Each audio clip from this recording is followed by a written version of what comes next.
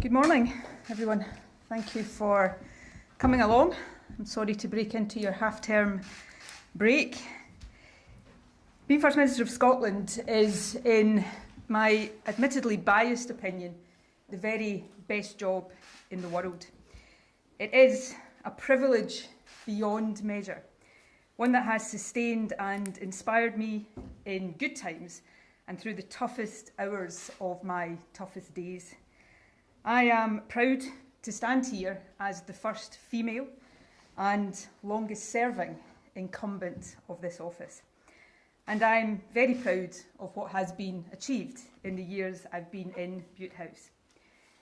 However, since my very first moments in the job, I have believed that part of serving well would be to know, almost instinctively, when the time is right to make way for someone else. And when that time came, to have the courage to do so, even if to many across the country and in my party, it might feel too soon. In my head and in my heart, I know that time is now, that it is right for me, for my party and for the country. And so today I am announcing my intention to step down as First Minister and leader of my party. I have asked the National Secretary of the SNP to begin the process of electing a new party leader, and I will remain in office until my successor is elected.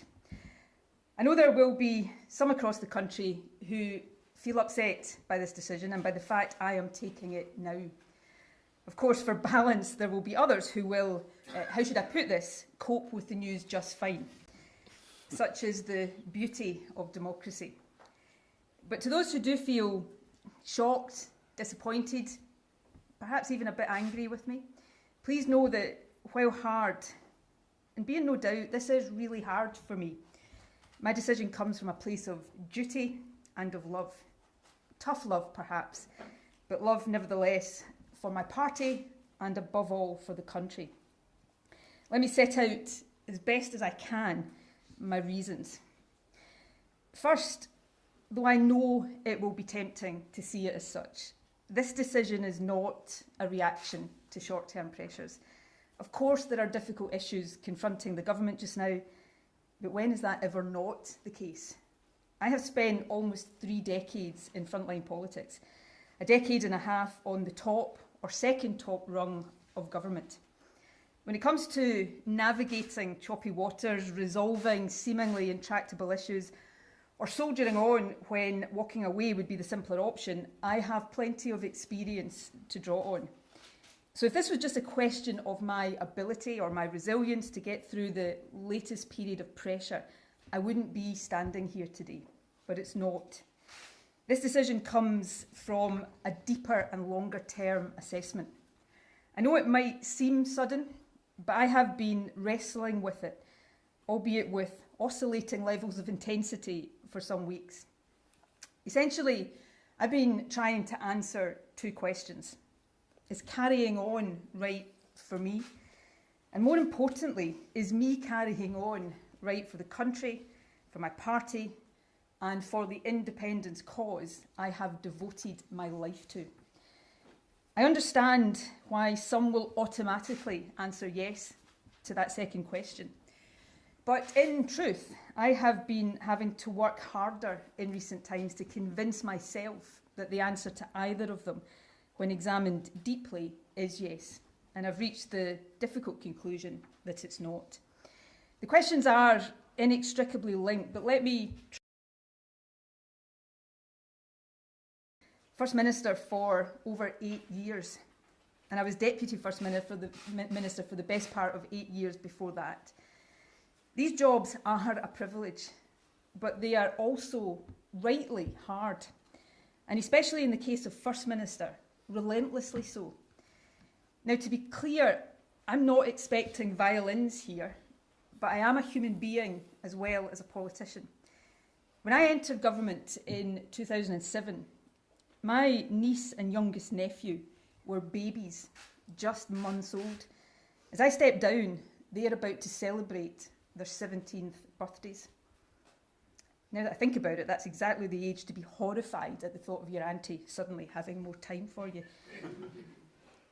My point is this: giving absolutely everything of yourself to this job is the only way to do it. The country deserves nothing less. But in truth, that can only be done by anyone for so long. For me, it is now in danger of becoming too long. A First Minister is never off duty, particularly in this day and age. There is virtually no privacy. Even ordinary stuff that most people take for granted, like going for a coffee with friends or for a walk on your own, becomes very difficult. And the nature and form of modern political discourse means that there is a much greater intensity, dare I say it, brutality to life as a politician than in years gone by. All in all, and actually for a long time without it being apparent, it takes its toll on you and on those around you. And if that is true in the best of times, it has been more so in recent years. Leading this country through the COVID pandemic is by far the toughest thing I've done. It may well be the toughest thing I ever do. I certainly hope so. Now, by no stretch of the imagination was my job the hardest in the country during that time. But the weight of responsibility was immense. And it's only very recently, I think, that I've started to comprehend, let alone process, the physical and mental impact of it on me. So what I'm really saying is this: if the only question was, can I battle on for another few months, then the answer is yes, of course I can. But if the question is, can I give this job everything it demands and deserves for another year, let alone for the remainder of this parliamentary term, give it every ounce of energy that it needs in the way that I have strived to do every day for the past 8 years, the answer, honestly, is different. And as that is my conclusion, hard though it has been for me to reach it, then given the nature and scale of the challenges the country faces, I have a duty to say so now. I feel that duty first and foremost to our country to ensure that it has the energy of leadership that it needs, not just today, but through the years that remain of this parliamentary term. And right now, in a very particular sense, I feel that duty to my party too. We are at a critical moment. The blocking of a referendum as the accepted constitutional route to independence is a democratic outrage. But it puts the onus on us to decide how Scottish democracy will be protected and to ensure that the will of the Scottish people prevails. My preference of using the next Westminster election as a de facto referendum is well known. I've never pretended it is perfect, no second best option ever is, nor that there are no alternatives. That is why I've always been clear that the decision must be taken by the SNP collectively, not by me alone. But I know my party well enough to understand that my view as leader would carry enormous, probably decisive weight when our conference meets next month. And I cannot, in good conscience, ask the party to choose an option based on my judgment, whilst not being convinced that I would be there as leader to see it through. By making my decision clear now, I free the SNP to choose the path it believes to be the right one, without worrying about the perceived implications for my leadership, and in the knowledge that a new leader will steer us, I believe, successfully on that path. Now, there are two further reflections that have weighed in my decision. These, I suppose, are more about our political culture and the nature and impact of the dominance and longevity that come from success in politics. And the first, I hope my party will take heart from.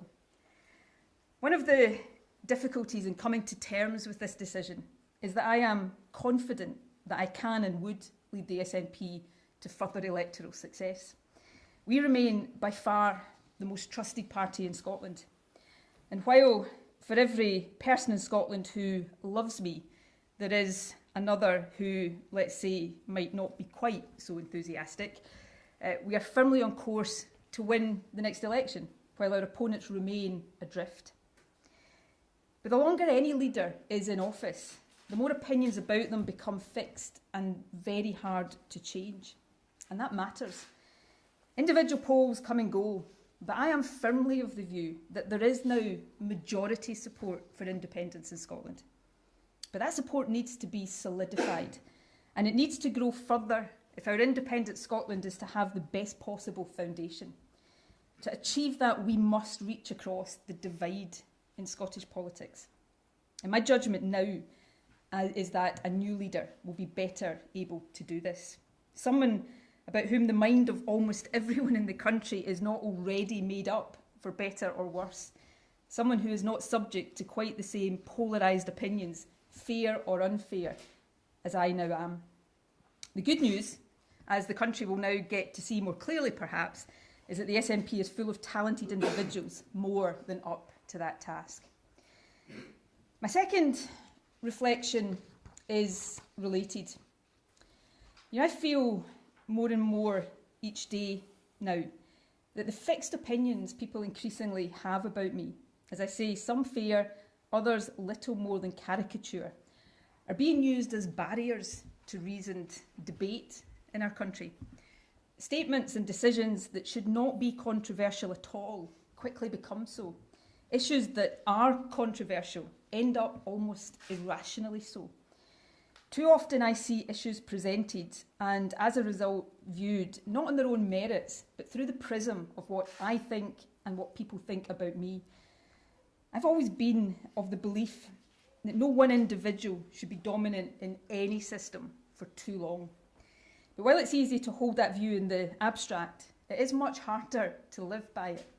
With this decision, I am trying to do so. Indeed, if all parties were to take this opportunity to depolarise public debate just a bit, to focus more on issues than on personalities, and to reset the tone and the tenor of our discourse, then this decision, right for me and I believe for my party and the country, might also prove to be good for our politics. I certainly live in hope. Now, a couple of final points before I take a few questions. While I am stepping down from leadership, I am not leaving politics. There are many issues I care deeply about and hope to champion in future. One of these is the promise, the national mission so close to my heart to improve the life chances of care experienced young people and ensure they grow up nurtured and loved. My commitment to these young people will be lifelong. And obviously, there is independence. Winning independence is the cause I have dedicated a lifetime to. It is a cause I believe in with every fibre of my being. And it is a cause I am convinced is being won.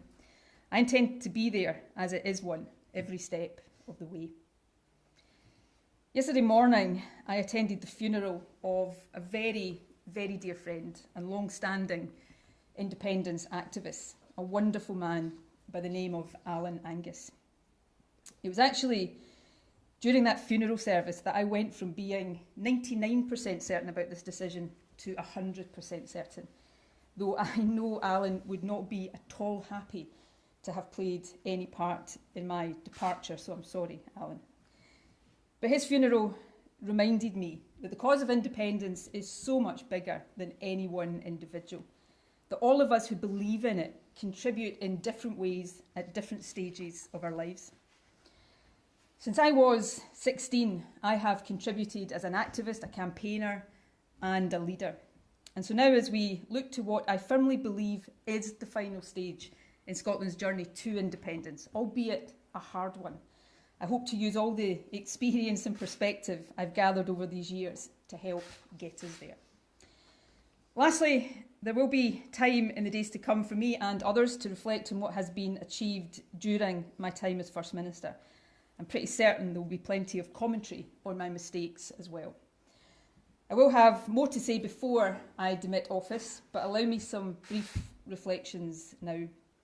Scotland is a changed country since 2014, and in so many ways it is changed for the better.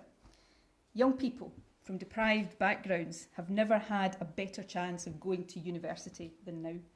Our investment to double early learning and childcare is transforming opportunities for the youngest children. It's also enabling more women to return to work. The baby box is enshrining our aspiration that every child should have the best start in life.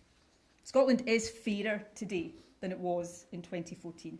We have a more progressive approach to taxation and a new social security system with the Scottish Child Payment at its heart. As the Institute for Fiscal Studies confirmed last week, the poorest families with children in Scotland are now £2,000 better off as a result of our policies. For many in this cost of living crisis, that will be the difference between food on the table and a warm home or not. There are stronger protections for victims of domestic abuse, and Parliament will soon consider legislation to improve access to justice for victims of rape and sexual offences. I will be the strongest possible advocate for these reforms from the backbenches. We've also shown over these past few years what can be done with the full powers of a nation, creating institutions that are part of the transition to becoming independent. New tax and social security agencies, a network of trade hubs across the world, and a state-owned investment bank ready to help the country reap the industrial benefits of our vast renewable resources. There is so much that I am proud of, but there is always so much more to be done. I look forward to watching with pride as my successor picks up the baton. There will also be time in the days to come for me to say thank you to a very, very long list of people without whom I would not have lasted a single day in this job, let alone 8 years. I won't do so today. I might inadvertently forget someone or perhaps more likely start to cry. But there are a couple of exceptions. Firstly, my husband and family. Few people understand the price families of politicians pay for the jobs we choose to do. Mine have been my rock throughout. And of course, the SNP. Since I was 16 years old, you have been my extended family. Thank you for the honour of being your leader. And it seems to me that 8 emphatic election victories in 8 years ain't a bad record together. Finally, and above all, the people of this beautiful, talented, diverse, at times disputatious, but always wonderful country. We faced the toughest of times together. I did everything I could to guide us through that time, often from my very familiar podium in St Andrew's House. And in return, I was sustained through that period by a wave of support from you that I will remember and value for the rest of my life. So to the people of Scotland, to all of the people of Scotland, whether you voted for me or not, please know that being your First Minister has been the privilege of my life. Nothing, absolutely nothing I do in future will ever come anywhere close. Thank you from the very bottom of my heart. And with that, I will take a few questions. If you forgive me, I'm not going to do my usual and go round absolutely every journalist in the room. There will be time over the next few weeks, I'm sure, for you all to ask me questions, but I'll take a few questions for now, and I'll start with Glenn Campbell from the BBC. First Minister, if you can't lead Scotland to independence, First Minister, if you can't lead Scotland to independence, who, if anyone, can? And what is the timetable now for your replacement? And on a slightly lighter note, do you now owe Douglas Ross £100 as a result of a bet?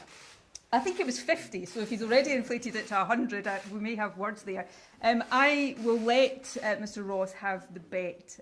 My party will keep winning the elections. On your other questions, on the timetable, that's a matter for the SNP National Executive Committee. I'm sure it will set out the timetable for the election of a new SNP leader over the coming days, and I will demit office when my successor has been elected, and then, obviously subject to the will of Parliament, elected as the new First Minister. And this is a question that no matter how many times you ask it of me over the next few weeks, no matter how many inventive ways you find of asking it, I am not going to say who my preference will be to succeed me. What I do know is that the SNP is awash with talented individuals. One of the things that I've often reflected on is that when a political party, any political party in any country has very dominant individuals, others, through no fault of the dominant individual, I should say, and not sometimes for the want of trying. Often others become a bit eclipsed there. So what I'm looking forward to, and I think the country will enjoy over these next few weeks, is seeing that talent and seeing the array of talent. I believe I have led this country closer to independence. I believe we are in the final phase of that journey. I think it will be hard because now we have the dual challenge, the one we always had of convincing a majority, a solid, sustainable majority of the merits of independence, but also secondly, a challenge that is new of finding, in the face of Westminster anti-democratic opposition, that democratic route to allowing the will of the Scottish people to be expressed. And I believe that my successor, I firmly believe that my successor, whoever he or she may be, will lead Scotland to independence, and I'll be there cheering him or her on every single step of the way. Conor Gillis from Sky. Thanks, First Minister. You say that you've been wrestling with this decision for a number of weeks now, and it's not in reaction to some issues over the last couple of weeks, couple of months. Do you believe, though, that the issues, and particularly the row around transgender prisoners, was the straw that broke the camel's back here? And second of all, has it been a failure of your leadership not to have delivered independence since that was your sort of founding mission back in 2014? I'll leave other people to be the judge of my leadership. It's probably a bit invidious beyond saying what I'm proud of, and taking this country ever closer to independence is one of those things. It's a bit invidious for me to cast that judgment. No, that issue wasn't the final straw.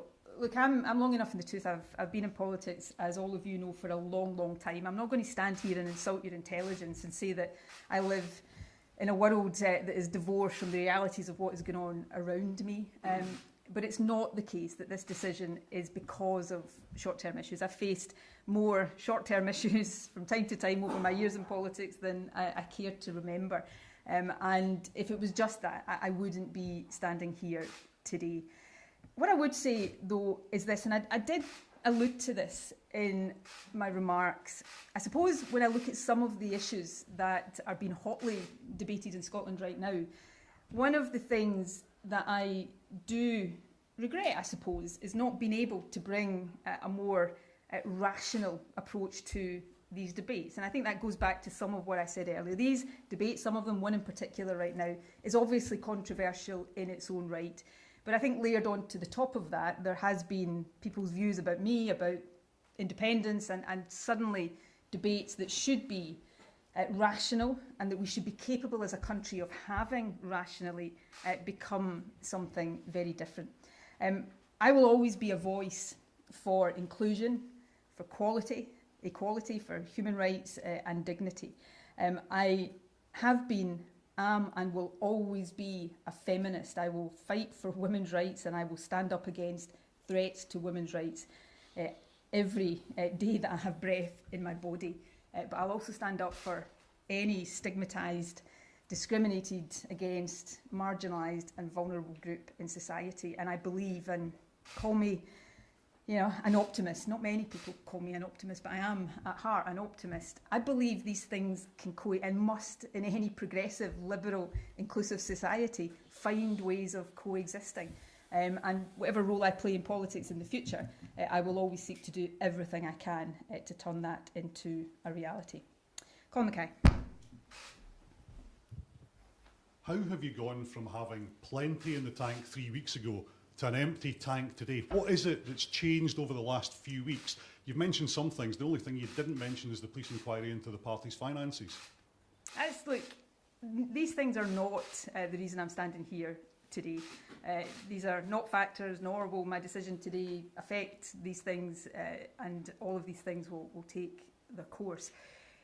I said something in my remarks that I appreciate will divide opinion in Scotland. I'm a human being, and every human being every day wrestles with a whole load of conflicting emotions. And over the last number of weeks, probably since around the turn of the year, I've been struggling with just that. I get up in the morning and I tell myself, and usually I convince myself that I've got what it takes to keep going and keep going and keep going.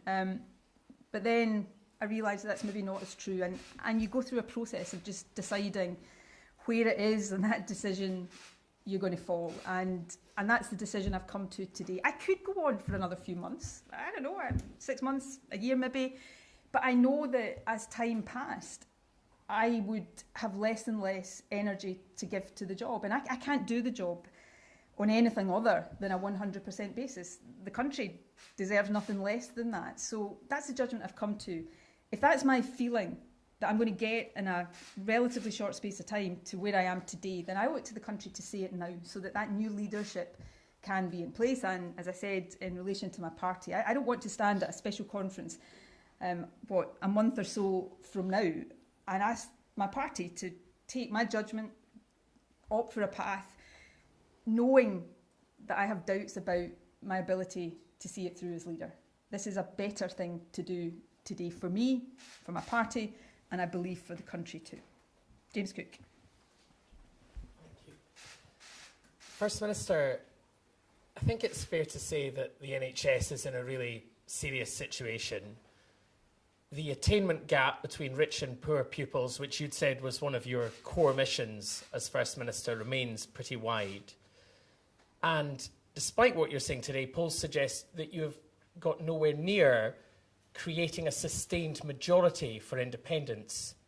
Do you have regrets about one or any of those issues? Oh, again, James, I'm a human being. I don't know if you've got regrets about things in your life. Of course, I've got regrets about all sorts of things in my life. And as I reflect on my time as First Minister, there'll be things I am hugely proud of and things that I regret. And if I had my time again, I might do differently. And forgive me, there'll be plenty of time for me to do that. I'm sure be plenty of time for you to do that, and I'm sure you will. So, yeah, but I'm proud of my time as First Minister. But I'm also proud that I know when it's time to move on and to pass on to someone else. The country, the cause I believe in, my party, everything is bigger than any politician, no matter who they are and no matter how dominant they've been for no matter how much time. Politicians come and go all the time. The country is what matters, and the future of the country is what matters. I'm proud of the part I have played and hope to continue to play in a different capacity in building the future of this country. But I think in terms of leadership, it's time for someone else.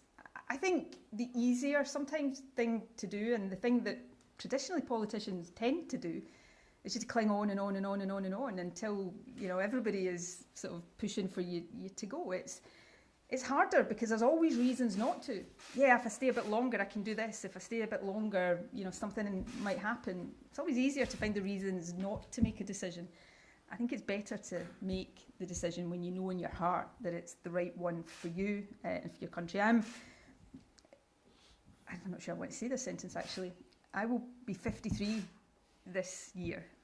I entered Parliament, when I was 29. I've been in government since I was 37. I have literally done this in one capacity or another for all of my life. I've been Nicola Sturgeon, the politician, for all of my life. It's been a privilege. I have done things, met people, gone places, had experiences that I would never have done. I have a depth of gratitude to the party that I lead, to the country that I serve, that I can never find the words to express. But having reached this stage in my life, maybe I want to spend a bit of time on Nicola Sturgeon, the person, the human being, and contribute differently. And does that sound in some ways selfish? I hope it doesn't, because I have given and will, in whatever way I can, continue to give everything I can in service to this country. But I need for me, and I think it's right for the country, to do that in a different way in future, and that is what I'm seeking to do. And the more I talk, the more convinced I am that this is the right decision for me. I'll take Louise Scott from ITV. I'm going to end up doing what I said I wouldn't do. I'm not going to do that. Louise. First Minister, we've heard rumblings of divisions within the party in recent weeks, particularly around certain issues. Ultimately, did you lose trust in your leadership from certain key members of your party? I think you'd have to ask individuals to give their views on my leadership. I think any objective analysis would suggest that that's not true. I enjoy the risk of sounding immodest here, which, as you know, I never like to do. But I, even in times that would be described, have been described by most of you as tough, I enjoy approval ratings after 8 years in government that most leaders would give their right arm for.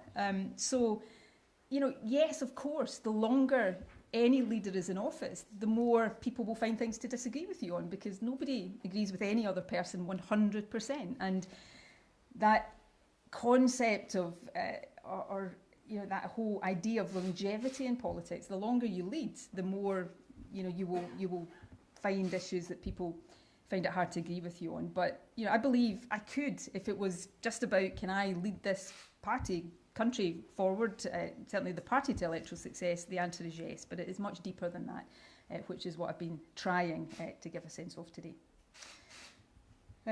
Who will we have next? Kieran Jenkins. First Minister, you said, judge me on my record, didn't you? You remember saying that in the context of the education attainment gap between the best and the worst off pupils. Now is surely the time to do that. Do you think you failed those young people? No, I don't. You made a promise, you didn't deliver it. The NHS is in a pretty perilous state. Drugs deaths have been catastrophic. When you look back, do you wish it were different, that you could have been more successful in those areas in which you've had complete or considerable control? Well, I'll refer back to a question one of your colleagues asked me about, anybody taking stock of the things they're proud of, the things they wish they could turn the clock back and do differently, and I'll do that. And you use the terms judge me. One thing I can be absolutely certain of is people will judge me. There's been no shortage of judgments on me and what I've done or not done in office, and I'm pretty certain that will continue. But if you take young people, today, and I remember, possibly including by you, but certainly by plenty in this room, being challenged on this when I became First Minister, about the attainment gap in access to university. Today, we pretty much were on track to close that. If you're a young person from a deprived background or a background like the one I come from, you've got a better chance than you've ever had before of going to university. At the other end of the education system, that fundamental investment in expansion, doubling early years childcare and education is transformational. Effects won't be seen immediately, but the effects that will have as children go through the school system are considerable. The NHS, everywhere, health services are under pressure. This country is the only one in the UK that has not faced industrial action in our health service because of our approach to working with those in the service together in partnership to tackle these challenges, and that will continue. So on a whole range of these things, I'll have plenty of time to reflect at greater length, and I'm pretty certain all of you will reflect at length. But one thing is for sure, there will be no shortage of judgment on me and my time as First Minister. Right, we'll take a couple more, and Alan Smith from Bauer is the next one. Thank you, First Minister. You spoke about this has been something you've been thinking about a matter of weeks and not in response to short-term pressures, but at what point did you start to consider it? Was there a particular moment, those weeks ago, and who did you have conversations with at that time about whether or not this is the right decision to take? I've been thinking about it. I used the term in my remarks with oscillating intensity, and that's true. There are some days, I wouldn't have thought about it at all because, frankly, too much else, and then other times it's weighed more heavily. I don't know, possibly a couple of weeks ago it just started to crystallise a bit more, but inevitably, again, here's the human thing, it always takes you a bit of time, I think, between the point where probably deep down inside you've made a decision and being able to actually admit that to yourself before you even start telling other people. So I couldn't pinpoint the exact moment, except that sitting in the funeral service for Alan yesterday, surrounded by SNP members, mourning somebody that 89 years old had campaigned all his life for independence, it did have that clarifying effect that stepping down as leader doesn't mean I stop contributing to the cause of independence. It doesn't mean you stop making a contribution. Everybody has their time, and I think in leadership one of the hardest but one of the most important things to do is know when that time is up. In terms of who I talked about, obviously my close family, the small number of friends. One of the things in leadership you really, really do learn is who your true friends are in life. And, you know, so if you're one of the small number who, mainly because I wouldn't have been able to tell you without crying over the last 24 hours, I didn't phone but texted this morning just before the news broke, know you're one of those friends. And thank you for all your support. And Neil Pooran from PA. Thanks, First Minister. First of all, can you just confirm if you'll be staying on as an MSP and what kind of issues you'll be campaigning on as an MSP? And also, will the cooperation agreement with the Scottish Green Party need to be renegotiated now if you as First Minister are no longer in that role? The cooperation agreement stands. I'm not going to try to dictate anything, or at this stage, certainly not now and hopefully not ever, start to issue unsolicited advice to my successor. I know from experience that's not always something that is welcome. Don't report that bit. But, you know, I think the cooperation agreement with the Greens has been a thoroughly good thing for the government, for the country, and I would hope to see that continue. Your first question, which I yes, I do intend to remain in Parliament. I hope to stay in Parliament till, or intend to stay in Parliament till certainly the next election, and, you know, like all MSPs, take a decision about beyond that nearer the time of the next election. You know, the other body or people, I suppose, that I want to thank, and was hesitant in doing it today in case I started to cry, are my constituents who have supported me through thick and thin, put their trust in me time and again. My constituency party, what was Glasgow Govan, now Glasgow South Side, that have literally been by my side since 1995, and I look forward to continuing to serve my constituency to the best of my ability. I've given some indication of the kind of issues I'll want to be a voice on. There's some very important reform to the criminal justice system coming forward, I know, around improving access to justice for victims of sexual offences. They'll be controversial. Maybe they could be one of the first tests of a more depolarised political debate, but I will be the strongest, most strenuous advocate for these reforms. Young people, care experienced young people, I certainly will continue to champion that cause. It's one that got under my skin and into my heart in a way that few other issues did over my time as First Minister. And yeah, beyond that, we will see. I'm looking forward to new opportunities, new challenges, and just a new way of living life.